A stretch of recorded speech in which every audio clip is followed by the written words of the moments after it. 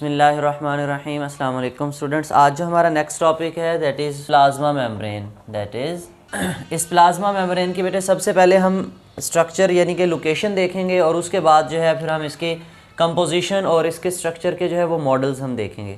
तो लोकेशन के हवाले से अगर हम बात करें, आप लोगों ने 9th क्लास में भी पढ़ा हुआ है प्लाज्मा मेम्ब्रेन के बारे में, इसके डिफरेंट नेम्स भी आपने पढ़े हुए हैं।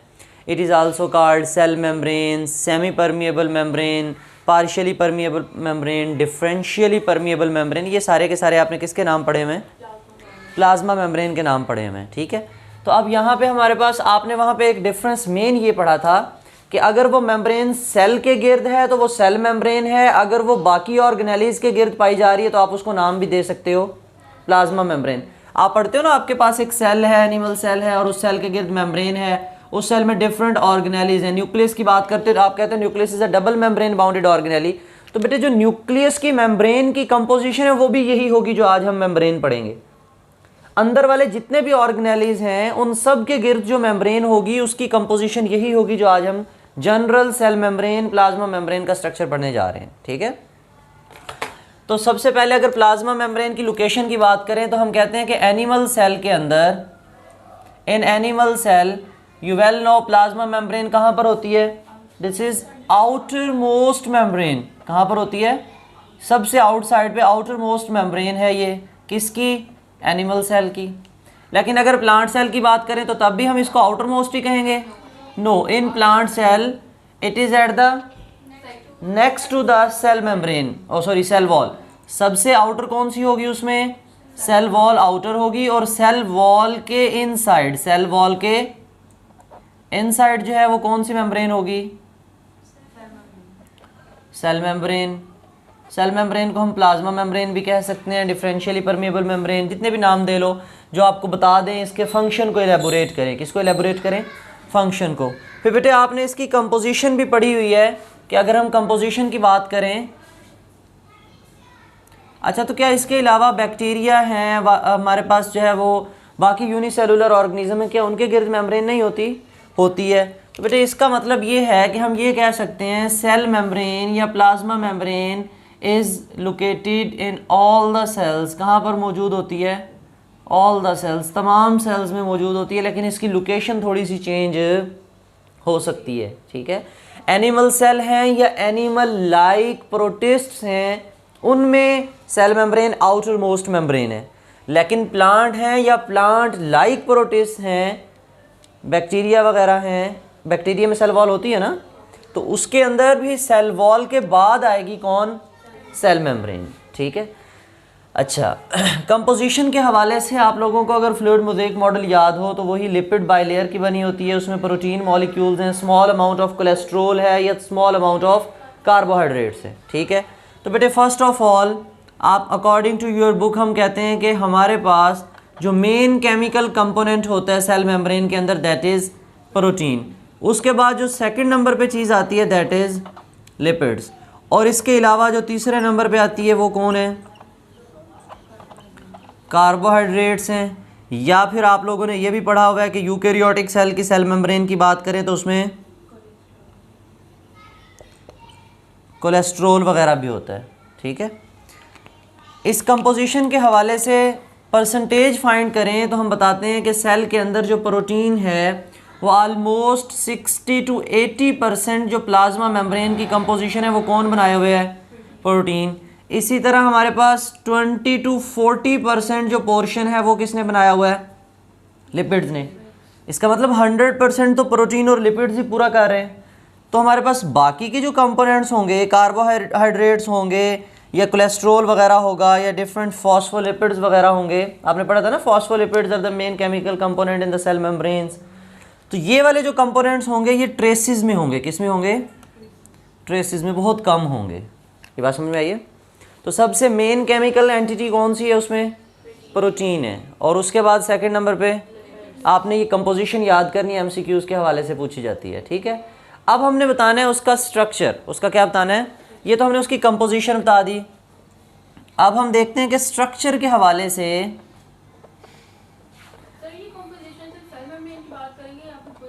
पूरे सेल की, तो उसमें भी सबसे ज़्यादा more than 50% dry weight of our body is made up of protein. हमारी बॉडी प्रोटीन की, तो हमारी बॉडी सेल्स ने मिलकर ही बनाई है। ठीक। अब स्ट्रक्चर के हवाले से हम दो मॉडल जो है वो मेन लेते होते हैं। एक पुराना मॉडल है जिसका नाम है यूनिट मेम्ब्रेन मॉडल। क्या नाम है? Unit membrane model. According to this model, इस मॉडल के मुताबिक अगर हम देखें, ये मॉडल पुराना था लेकिन बाद में रिजेक्ट हो गया, ज़्यादा माना नहीं जाता इसको। लेकिन फ़र्स्ट ऑफ ऑल जब सेल मेम्ब्रेन के स्ट्रक्चर की बात है तो सबसे पहले यही मॉडल जो है वो रिप्रेजेंट किया गया। अब ये मॉडल क्या कहता है? अकॉर्डिंग टू दिस मॉडल, इस मॉडल के मुताबिक वो कहते हैं आपके पास एक लिपिड बाइलेयर है। आपके पास क्या है? एक लिपिड बाइलेयर है। ठीक है।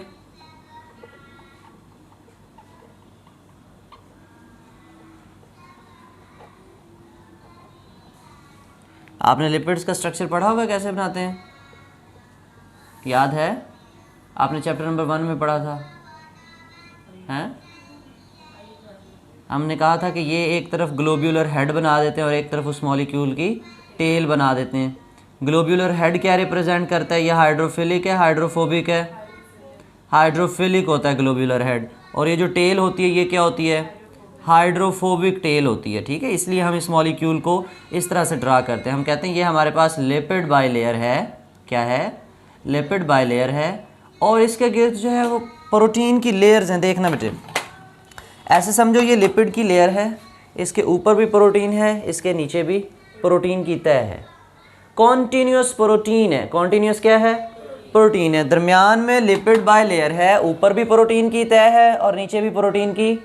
वो कहते हैं यूर लिपिड बाइलेयर, लिपिड की bilayer is sandwiched between the two membranes of protein. दो प्रोटीन की लेयर्स के दरमियान में आपकी लिपिड बाइलेयर सैंडविच बनी हुई है। आपकी लिपिड बाइलेयर क्या बनी हुई है? सैंडविच बनी हुई है। ठीक है। मतलब यहाँ पे अगर हम देखें तो ये पूरे की पूरी जो उसके ऊपर लेयर होगी वो किसकी है? वो प्रोटीन की है। इस कंप्लीट के ऊपर जो लेयर है वो किसकी बनी हुई है? प्रोटीन की है, ऊपर भी और नीचे भी। ठीक है। Your lipid bilayer is sandwiched between two protein layers. Two protein. According to this model, इस मॉडल के मुताबिक जो प्रोटीन है वो कॉन्टीन्यूस है या डिसकॉन्टीन्यूस है? कॉन्टीन्यूस शीथ ऑफ प्रोटीन है। बात समझ आ रही है? यही मेन डिफरेंस हम बनाने वाले हैं between the plasma membrane and unit membrane model. और जो हमारे पास फ्लूइड मोज़ेक मॉडल आएगा। फ्लूइड मोज़ेक मॉडल के अंदर हम यही कहेंगे कि भाई वो जो प्रोटीन है उसकी लेयर्स कॉन्टीन्यूस नहीं है, उसकी लेयर्स कॉन्टीन्यूस नहीं है।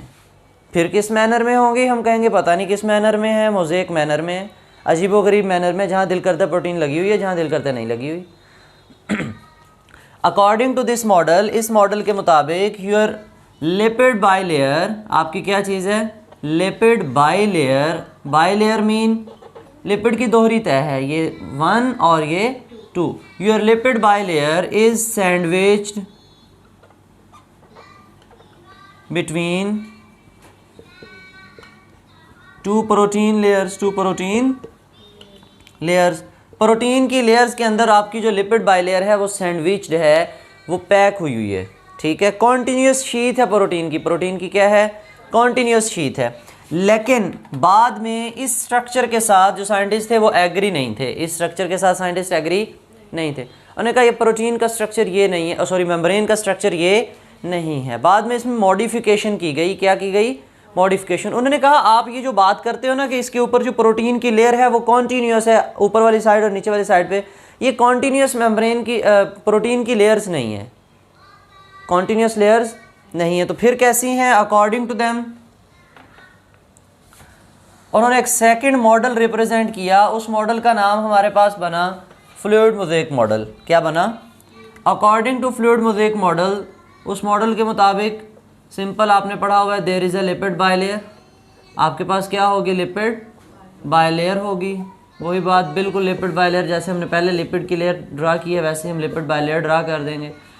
लेकिन डिफरेंस कहाँ लाएंगे? जो प्रोटीन की शीट हमने ड्रा करनी है वो कॉन्टीन्यूस नहीं होगी, वो कॉन्टीन्यूस नहीं होगी। वो कहता है इन मोज़ेक मैनर मोज़ेक मैनर में जहाँ दिल करता है प्रोटीन का मॉलिक्यूल है। कुछ ट्रांस प्रोटीन भी आपको नज़र आएंगी जो आर पार होंगी, ठीक है। इसके अलावा ये लें, ये प्रोटीन के मॉलिक्यूल्स हैं, ये क्या हैं, प्रोटीन के मॉलिक्यूल्स हैं।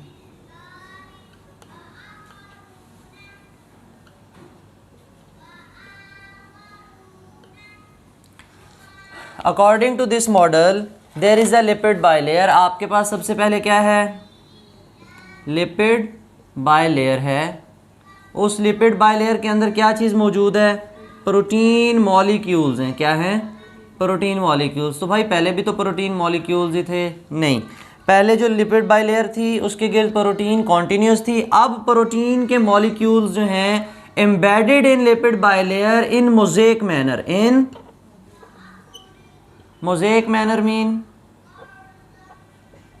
इर्रेगुलर वे से। किस वे से, इर्रेगुलर वे से उस प्रोटीन मॉलिक्यूल, वो जो प्रोटीन मॉलिक्यूल्स हैं वो लिपिड बाइलेयर के अंदर लगे हुए हैं, ठीक है। कोई एग्जैक्ट प्रॉपर डिफाइंड अरेंजमेंट उनकी नहीं है। बात समझ आई। अच्छा, तो फिर आपको इसको फ्लूइड क्यों कह रहे हो क्योंकि आपने ये भी पढ़ा हुआ है कि ये जो लिपिड बाइलेयर होती है ये थोड़ी सी इलास्टिसिटी देती है। क्या देती है, इलास्टिसिटी देती है। किसको, सेल मेम्ब्रेन को। इलास्टिसिटी मीन फ्लूइडिटी प्रोवाइड कर रही है। क्या प्रोवाइड कर रही है, फ्लूइडिटी प्रोवाइड कर रही है। जैसे आपके पास कस्टर्ड है और उसके अंदर आपने जो है वो उसको डेकोरेट किया हुआ है मुख्तलिफ चीज़ें लगा के, ऐसे ही समझो कि आपके पास लिपिड बाइलेयर है और उसके अंदर आपने डिफरेंट जो है वो स्ट्रक्चर्स लगा के, डिफरेंट मॉलिक्यूल्स लगा के उसको डेकोरेट किया हुआ है, ठीक है। अच्छा जी, एक तो हमने डेकोरेशन के लिए उसमें क्या लगा दी है, प्रोटीन लगा दी है। अब दूसरे नंबर पे वो कहता है कि देखो स्मॉल अमाउंट ऑफ कार्बोहाइड्रेट भी हमने कहा था मौजूद हो सकते हैं, स्मॉल अमाउंट ऑफ कोलेस्ट्रॉल भी हो सकता है, फॉस्फोलिपिड्स भी हो सकते हैं। तो ये सारे के सारे हो सकते नहीं, होते हैं मेम्ब्रेन के अंदर। कहाँ पर होते हैं, लेट जो कार्बोहाइड्रेट्स हैं दे मे अटैच विद, ये क्या थी, प्रोटीन। ये क्या है, ये लिपिड। तो carbohydrate may attach with protein, may attach with lipid. अगर दो या दो से heterogeneous group of organic compounds हों और वो दोनों आपस में मिल जाएं तो वो कौन से मॉलिक्यूल्स बनाया करते हैं, कॉन्जुगेटेड मॉलिक्यूल्स बनाया करते हैं। क्या बनाया करते हैं, तो आपने कॉन्जुगेटेड मॉलिक्यूल्स की एग्जांपल्स भी पढ़ी हुई हैं, ठीक है। अब देखो पहले ग्लूकोज आ गया और ये प्रोटीन है, तो ये क्या बन गए हमारे पास, ग्लाइकोप्रोटीन्स। ये क्या बन गई, ग्लाइकोप्रोटीन्स भी हो सकती हैं। और ये क्या बन गई हमारे पास, ये ग्लाइकोलिपिड्स बन गए, ठीक है।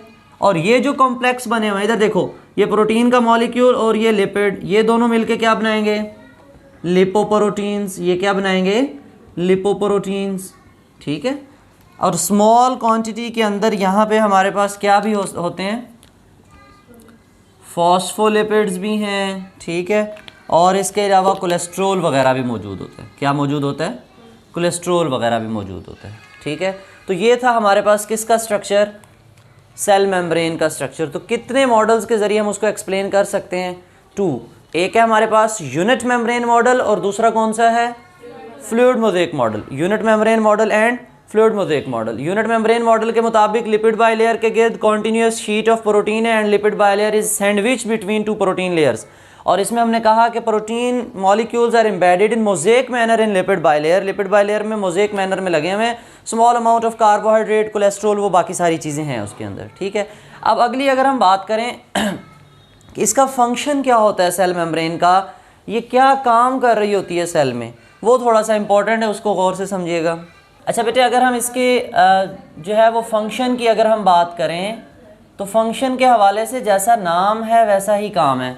नाम के हवाले से हम इसको कह रहे होते हैं it is a semi permeable membrane. हम क्या कहते हैं, ये पहले से ही क्या है, सेमी परमिएबल मेम्ब्रेन है। सेमी परमिएबल मेम्ब्रेन कि ये चीज़ों को डायरेक्ट फुली जो है वो अलाउ नहीं करती टू पास थ्रू देम। क्यों अलाउ नहीं करती, अब ये थोड़ी बात इसके स्ट्रक्चर में ही लिखने वाली है बेटे। It has charged pores, it has charged pores. इसके गिर्द जो है इसके अंदर छोटे छोटे पोर्स होते हैं जो चार्ज्ड होते हैं। जो कैसे होते हैं, आपने अभी लिपिड बाइलेयर का स्ट्रक्चर देखा, उसमें हमने प्रोटीन का मॉलिक्यूल ड्रा किया और वो एक प्रोटीन तो ऐसी हमने ड्रा की थी जो इतनी ज़्यादा बड़ी थी कि उसकी एक डोमेन सेल के बाहर वाली साइड पे थी, एक डोमेन सेल के अंदर वाली साइड पे थी। तो हम कहते हैं इसके पास बोथ डोमेन्स हैं, एक्स्ट्रा सेलुलर डोमेन भी है और इंट्रा सेलुलर डोमेन भी है, और वो प्रोटीन लिपिड बाइलेयर के आर पार है। ऐसा था, एक इतनी बड़ी प्रोटीन हमने ड्रा की थी। अब वही प्रोटीन चैनल्स बन गया, वो पोर बन गया, वो क्या बन गया।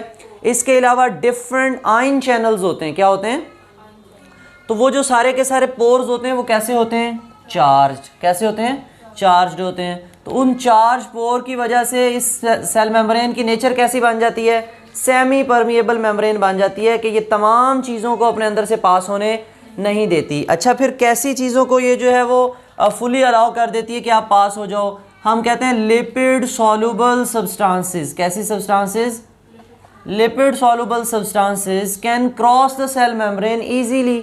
क्यों, क्योंकि उसमें जो बेसमेंट मेम्ब्रेन बन रही है वो बेस बनाने में लिपिड बाइलेयर का रोल है। किसका रोल है, तो जो मॉलिक्यूल लिपिड में सॉल्युबल होते हैं वो आसानी से उस लिपिड बाइलेयर से गुजर जाते हैं, आसानी से उस लिपिड बाइलेयर से गुजर जाते हैं। इसी तरह जो वाटर सॉल्युबल सब्सटेंसेस होती हैं, जो क्या होती हैं, वाटर सॉल्युबल हैं, ये चार्ज सब्सटेंसेस हैं स्पेशली, तो इनको थोड़ी सी डिफ़िकल्टी होती है पास होने में। तो सेल मेम्ब्रेन इन मॉलिक्यूल को पास होने नहीं देती। वाटर है या ग्लूकोज है या डिफरेंट हमारे पास दूसरे आयंस हो जाते हैं, तो उन आयंस को गुजरने नहीं देती। क्यों, क्योंकि उनके ऊपर चार्ज होता है, उनके ऊपर क्या होता है। और लिपिड्स जो हैं वो मोस्टली हम कहते हैं ये न्यूट्रल हैं, ये क्या हैं, न्यूट्रल हैं। और उनके अंदर स्पेशली जो प्रोटीन्स मौजूद हैं, उस प्रोटीन ने उनके जो पोर्स हैं उनको चार्ज बनाया हुआ है। क्या बनाया हुआ है, तो इसलिए हमारे पास जो चार्ज बेयरिंग सब्सटेंसेस होती हैं उनकी पैसेज, उनका गुजर सेल की मेम्ब्रेन के अंदर से बहुत कम है या होने नहीं देती सेल मेम्ब्रेन, और जो लिपिड सॉल्युबल हैं वो आसानी से पास हो जाती हैं। अच्छा, फिर इनकी तो ज़रूरत है सेल में, इनको सेल के अंदर कैसे भेजें, ठीक है। तो वो कहते हैं इनको भेजने के लिए भी सेल के पास मैकेनिज़्म होते हैं, बहुत से मैकेनिज़म्स हैं। लेट डिफ्यूजन, आपने एक ये मैकेनिज़्म पढ़ा हुआ है कि हाई कंसंट्रेशन से लो कंसंट्रेशन की जानिब मॉलिक्यूल्स का मूव करना, लेकिन across the cell membrane, across the cell membrane के आर पार हाई कंसंट्रेशन से लो कंसंट्रेशन में कुछ स्मॉल मॉलिक्यूल। याद रखना जो डिफ्यूजन का फिनोमेना है वो किसके लिए होता है, स्मॉल मॉलिक्यूल्स के लिए होता है, ठीक है। तो स्मॉल मॉलिक्यूल्स हैं वो डिफ्यूजन के ज़रिए पास हो जाते हैं। लेकिन कुछ अब इस डिफ्यूजन में भी आपके पास ऐसे समझें कि टाइप्स आ जाती हैं कि पैसिव डिफ्यूजन हो रही है या फैसिलिटेटेड डिफ्यूजन है। पैसिव डिफ्यूजन में क्या होगा कि आपके पास जो along the concentration gradient molecules move कर रहे हैं वो खुद ब खुद जा रहे हैं। वो कैसे जा रहे हैं, विदाउट एनर्जी। कैसे जा रहे हैं, विदाउट एनर्जी। तो अगर वो बग़ैर किसी चीज़ का सहारा लिए जा रहे हैं तो वो सिर्फ पैसिव, सिंपल पैसिव डिफ्यूजन है। क्या है, लेकिन अगर उनको फैसिलिटी दी जा रही है,